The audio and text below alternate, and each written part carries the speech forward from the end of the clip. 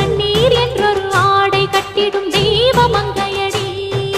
தையம் தீயம் தக்கு சீயம் தக்கு தையம் தீயம் தக்கு சீயம் தக்கு தையம் தீயம் தக்கு சீயம் தக்கு தையம் தீயம் தக்கு சீயம் தக்கு தை பொங்கலும்